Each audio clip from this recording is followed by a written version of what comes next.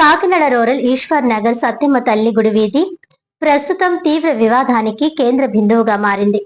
హిందూ కుటుంబాలు అధిక సంఖ్యలో నివసిస్తున్న ఈ ప్రాంతంలో ఎటువంటి ప్రభుత్వ అనుమతులు లేకుండా చర్చ్ నిర్మాణ పనులు చేపట్టడంపై స్థానికులు తీవ్ర ఆరోపణలు చేస్తున్నారు. అయితే ఆ ఉత్తర్వులను పూర్తిగా బేఖాతరు చేస్తూ పాస్టర్ దడాల విలియమ్స్ నిర్మాణ పనులను కొనసాగిస్తున్నారని ఆరోపించారు. హైకోర్టు స్టే అమల్లో ఉన్న సమయంలోనే నిర్మాణ పనులు కొనసాగితే సంబంధిత అధికారులు ఎందుకు స్పందించడం లేదని స్థానికులు ప్రశ్నిస్తున్నారు. న్యాయస్థానం ఆదేశాలు అమలు కాకపోతే సామాన్య ప్రజలకు చట్టంపై నమ్మకం ఎలా ఉంటుందని వారు ఆవేదన వ్యక్తం చేశారు. చర్చ్ నిర్మాణాన్ని వ్యతిరేకిస్తున్న వారిపై బెదిరింపులకు పాల్పడుతున్నారని స్థానికులు ఆరోపిస్తున్నారు. వ్యతిరేకించే వారిని ఇళ్లలో నుంచి బయటకు లాగి కొడతామని హెచ్చరిస్తున్నారని, దీంతో మహిళలు వృద్ధులు భయాందోళనకు గురవుతున్నారని తెలిపారు. రౌడీ మూకలను అండగా పెట్టుకుని భయభ్రాంతుల వాతావరణం సృష్టిస్తున్నారని వారు ఆరోపించారు. హిందూ దేవాలయాలు హిందూ కుటుంబాలు మాత్రమే ఉన్న ప్రాంతంలో చర్చి నిర్మాణం చేపట్టడంపై స్థానికులు తీవ్ర అభ్యంతరం వ్యక్తం చేస్తున్నారు. ప్రార్థనా మందిరం ఏర్పాటు పేరుతో భవిష్యత్తులో మతపరమైన ఉద్రిక్తలకు బీజం వేయాలని చూస్తున్నారనే అనుమానాలు వ్యక్తం చేశారు. ఈ అంశంపై నిర్వహించిన మీడియా సమావేశంలో ఈశ్వర్ నగర్ కాలనీ సభ్యులు, ఆలయ కమిటీ ప్రతినిధులు, విశ్వ హిందూ పరిషత్, బజరంగ్ దళ్, భారతీయ జనతా పార్టీ, జై హనుమాన్ సేవా సమితి, విశ్వ హైందవ పరిషత్ తదితర హిందూ సంస్థల నాయకులు పాల్గొన్నారు. చట్ట విరుద్ధ నిర్మాణాన్ని వెంటనే నిలిపివేయకపోతే ప్రజాస్వామ్యబద్ధంగా పెద్ద ఎత్తున ఉద్యమాలు చేపడతామని హెచ్చరించారు. హైకోర్టు స్టే ఉన్నా నిర్మాణం ఎలా కొనసాగుతోంది? నిర్మాణానికి అవసరమైన అనుమతులు ఉన్నాయా? స్థానికుల ఫిర్యాదులపై అధికారులు ఎందుకు స్పందించడం లేదు? చట్టాన్ని ఉల్లంఘించిన వారిపై చర్యలు ఎందుకు తీసుకోవడం లేదనే ప్రశ్నలు ఇప్పుడు స్థానిక ప్రజల నుంచి వినిపిస్తున్నాయి. ఉద్రిక్తలు పెరగక ముందే పరిష్కారం కావాలని, మతపరమైన అంశాలు అత్యంత సున్నితమైనవని అధికారులు వెంటనే జోక్యం చేసుకుని వాస్తవ పరిస్థితులను పరిశీలించి చట్టబద్ధంగా చర్యలు తీసుకోవాలని కాలనీ వాసులు కోరుతున్నారు. ప్రశాంతంగా ఉన్న ఈశ్వర్ నగర్ లో మత విద్వేషాలకు తావు లేకుండా ప్రభుత్వం, పోలీసు యంత్రాంగం తక్షణ చర్యలు తీసుకోవాలని డిమాండ్ చేస్తున్నారు. ఈ కార్యక్రమంలో విశ్వ హిందూ పరిషత్, బీజేపీ, బజరంగ్ దళ్, అన్ని ధార్మిక సంస్థల నాయకులు పాల్గొన్నారు. నాకు చెప్పడానికి మా ఇష్టం, మేము వచ్చినట్టు నిలబడతాము, నువ్వు అనవసరంగా మాట్లాడకరా మేము అనేసి అన్నారండి. అంటే నువ్వు గట్టిగా మాట్లాడుకో అని మేము కూడా ఎదురిచ్చామండి. ఎదిరితే వాళ్ళ కొడుక్కి ఫోన్ చేసిందండి పోలీసుడు. మా ఆయన మా కొడుకు ఫోన్ చేస్తానని ఆ కుర్రాడు ఫోన్ చేస్తే వచ్చేసి ఏం అడగకుండా ఎవరా ఇక్కడ లంజ కొడుకు ఎవరా అని సొక్కలు ఇలాగే అంటేసేసుకుని వచ్చాడు.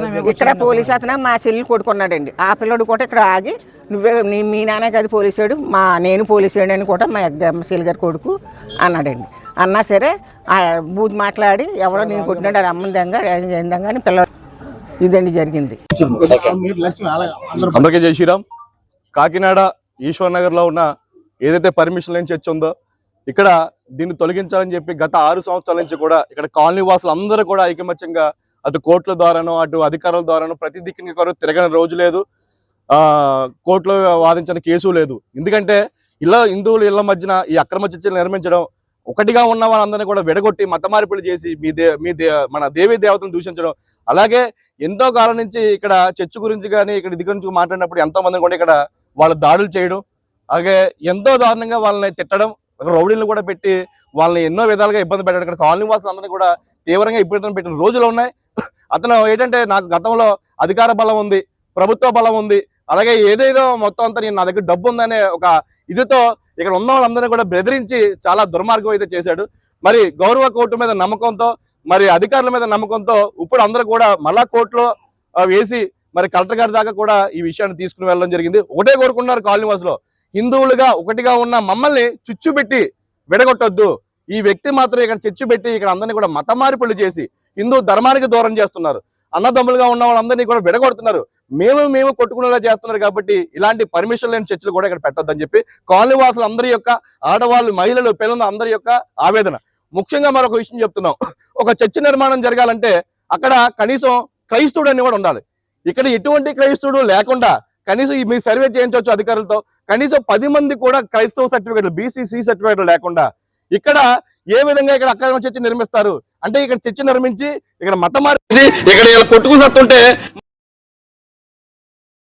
ఇదిని యావత్ హిందూ సమాజం అంతా కూడా తిరస్కరిస్తుంది. అలాగే దీని మీద విశ్వ హిందూ పరిషత్, అలాగే యావత్ హిందూ సంఘాలన్నీ కూడా, విశ్వ హిందూ పరిషత్, అలాగే అన్నీ కూడా బజరంగ దళాలు అన్నీ కూడా తీవ్రంగా ఆగ్రహం వ్యక్తం చేస్తున్నాయి. ఇది ఎక్కడితో ఆగదు. మేము చెప్తున్నాం, ఇది లా అండ్ ఆర్డర్ దాకా కూడా ప్రాబ్లం దాకా వెళ్ళిపోతుంది. ఈరోజు ఇక్కడ ఉన్న ప్రాబ్లం రేపొద్దున రోడ్డు ఎక్కితే మాత్రం చాలా తీవ్రంగా ఉంటుంది.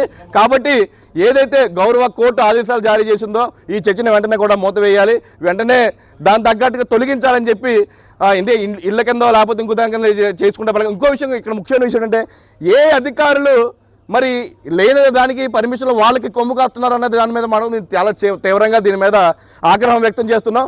మీరు చట్టపరంగా పనిచేయాలి. ఏదైతే మీరు రాజ్యాంగబద్ధంగా ఉద్యోగాలు పొందారో ఆ విధంగా ఉద్యోగాలు చేయకుండా వాడి అవతలకు వాడికి ఏదో దేనికోసమో మనం వాడికి కొమ్ము కాస్తానంటే మాత్రం హిందూ సమాజం ఊరుకోదు. ఇప్పుడున్న పరిస్థితులు బట్టి ఏదైతే హిందువుల్ని మత మార్పులు చేసి వాళ్ళ మధ్యన హిందువుల మధ్య చుచ్చు పెట్టి వాళ్ళు కొట్టుకుంటే నువ్వు లబ్ధి పొందుతావు అనుకున్నావో దానికి యావత్ హిందూ సమాజం, హిందూ సంఘాన్ని కూడా స్వస్తి పలుకుతే మేమందరం కూడా సిద్ధంగా ఉన్నాం. ఎక్కడి నుంచైనా సరే ప్రతిదీ ఇక్కడ ఒక్కసారి పిలుపునిస్తే, ఏదైతే చలో కాకినాడ ఈశ్వర్ నగర్ అని చెప్పి పిలుపునిస్తే మాత్రం జరిగే లా అండ్ ఆర్డర్ ప్రాబ్లంకు మాత్రం ప్రతి ఒక్క అధికారికి మాత్రం బాధ్యత వహించాల్సి వస్తుంది.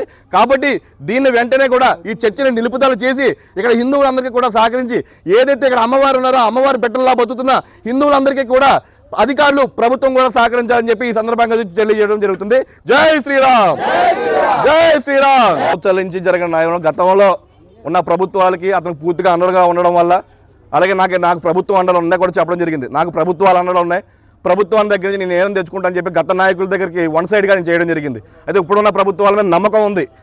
ఏదైతే హిందువుల కోసం అందరి కోసం పనిచేసిన ప్రభుత్వాలు ఉన్నాయి, ప్రభుత్వ పరంగా న్యాయం జరుగుతుంది. అలాగే కోర్టు కూడా, గౌరవ కోర్టుల ద్వారా కూడా న్యాయం జరుగుతుందనే ఒక్కొక్క ఆశతో తెలియజేయాలి. కాబట్టి శాంతపరంగా ఈరోజు ఇక్కడ ఉన్న మీరు చూసుకున్న ఈ కాలనీ వాసులు అందరూ కూడా మహిళలు కానీ, పిల్లలు కానీ, పెద్దలు కానీ అందరూ కూడా చాలా శాంతమూర్తులు, చాలా మంచి వాళ్ళు. వాళ్ళకి ఏమీ తెలియదు.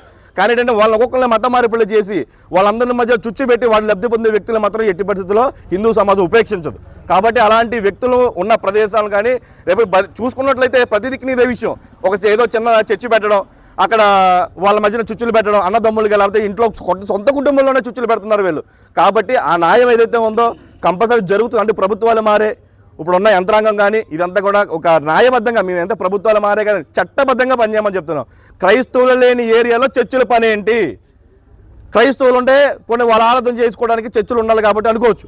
క్రైస్తవులు ఒక్కడు కూడా లేని, ఒక్క బీసీసీ సర్టిఫికెట్లు లేని ఏరియాలో కట్టాడంటే దాని అర్థం హిందువులు మత మార్పులు చేసి ఈ దేశాన్ని, ధర్మాన్ని నాశనం చేయడం కోసమే. అలాంటి వ్యక్తులను ఎట్టి పరిస్థితుల్లోనే ఉపేక్షించరు. ఈ అమ్మవారికి అన్నబెట్టలాగా అందరం కూడా కలిపి ఉంటారు. దానికి అన్ని హిందూ సంఘాలు కూడా మద్దతు తెలుపుతాయి. ఇది ఎక్కడితో ఆగదు. దీని మీద పూర్తిగా మాత్రం చర్యలు తీసుకోకపోతే మాత్రం భారీ ఎత్తున అయితే మాత్రం హిందూ సంఘాలు అందరూ కూడా కలిపి మాత్రం ఉద్యమం చేస్తామని చెప్తారు.